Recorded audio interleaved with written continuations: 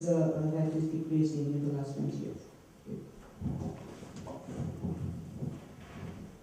I'm not going to take the questions in order they were put. I will try to continue one. There is nothing like a homogeneous Roma population. It is highly heterogeneous. There are several tribes, clans of Roma. Sometimes they are linguistically and culturally different.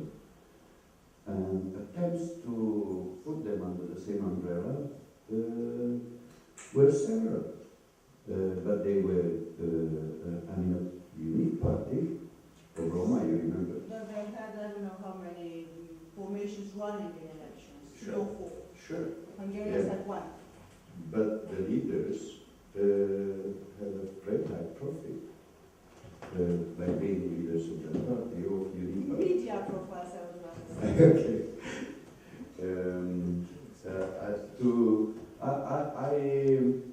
I will start with Drago's question regarding the periodization. I ask myself also what is this phrase referring to, the first years of. There are so many answers. First, I think that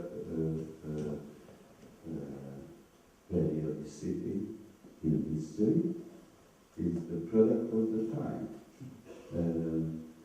So probably we have a certain periodization in 2010, another one in 2000, another one in 1995. For me, the first years, and that was a difficult question. I would have taken the first years as the first 3 years, which then became rather long, first years, which lasted almost till the end of the 90s. Are we out of the first years of post-communism if we look, if we project ourselves 10 years later? So I think it's fascinating, that question. But being a product of the time, I would acknowledge that I look at that from my own perspective, and probably from your perspective, and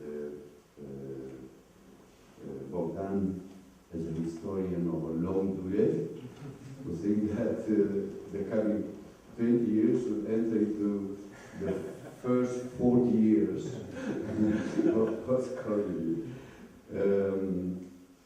In your comparison with Germany, lasted for academics like me in the 1990s for 1 month. So when going back to the university after running in the streets, 1 month we thought that would be the case. Students made us believe so, but then we realized that the comparison with Germany is meaningless. I know very well, sort of first-hand experience, what happened in East German universities. In fact, I had a long count of the chief academic of this academic staff Turkey, and comparing it to our universities, that's a joke. Forget that. There was nothing of the sort. I told you just the contrary, and there are examples of them. Probably just a few which retired and moved to a private university, and there they were heads of departments and if not rectors and so on. Some of them became ministers or something. Regarding Bogdan's question, I would like to share with you a distancing from a myth that Romania has too many students. I think that we are at Romania is at the bottom of the heap in two respects. One, the number of the share of the population with higher education degrees. And second, the number of students per 10,100. So we have a small number of students comparatively with other European countries, we're at the bottom, and a population with higher education degrees, which is very small. When it comes to the qualifications available for economic productivity, is very low. So this, when looking at the quantity of the number of students, that would be my answer. With regard to the number of institutions, my answer would be that we have too many institutions, and I think that we are going to be faced quite soon with a disappearance of certain universities, be they public or private, or they're merging. The best alternative open to universities is to merge, and they will survive in a different context. Indeed, we have too many institutions when compared with the demographic flows in the near future, or the opportunities to have students from abroad. How that is related to quality, that's a very interesting question. I'm not going to bother you for too long with that. I don't think that the lowering of quality was due to the high number of students. That's obvious an answer, and is widely shared by the old academics, which are familiar with the old type of higher education, the elite type of higher education. We had a small number of universities, highly selective, with numerous classes for all domains. That's gone. I don't see any chance for it to come to survive or come back in the future. The truth of the matter is that we had other factors at work here. We had multiple employment of academics, reluctance of old academics to let in new academics, multiple registration of students for having a high number of diplomas. So that sort of collage, what do you say in English, collage? Collage, type of building up a qualification. So I study political science, sociology, history, communication studies at the same time. So I graduate with 4 diplomas. Nobody will give a damn on that on those diplomas. In fact, if somebody would come to me with 4 diplomas, I would be so intimidated that I would prefer to send him away. I cannot work with someone who is so highly qualified.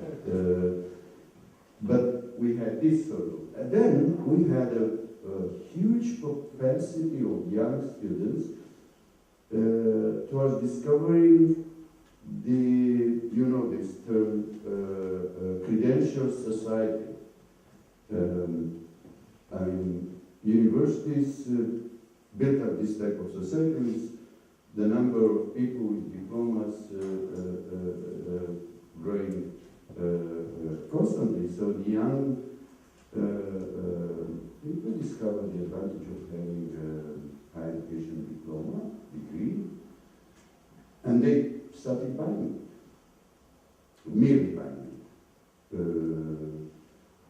I recently visited a place, some of you from Pennsylvania might have heard of a place called Margita. This is the newest university center in Romania, which has about 3 universities represented, awarding degrees of license, master, and doctorate.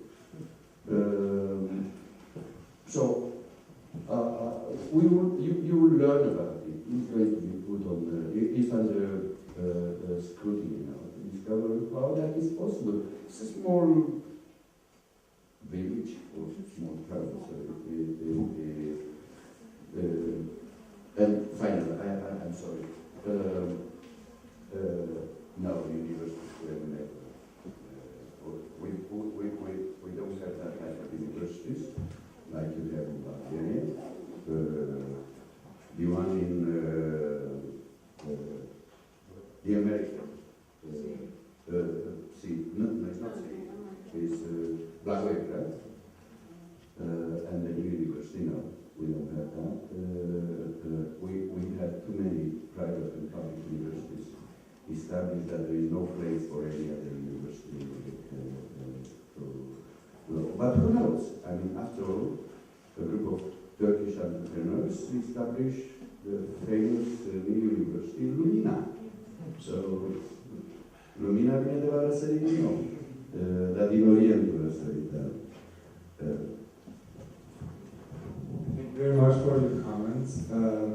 We will soon go to lunch. I want to make one brief comment regarding Dragoș Aligici's question, as I felt a bit guilty regarding the title. Murcescu and I have something to do with both the title and the synopsis of the conference. I think that what we had in mind to a certain extent was, and this is a concept that I'm throwing out there and we could discuss further on, the idea of electoral revolution. So basically the turning point, the first years being the years before, let's say, the moment when you have functional pluralism, to a certain extent, okay, this is debatable as well, and how this relationship between functional pluralism and institutional, academic, ethnic, symbolic change, transformation is made.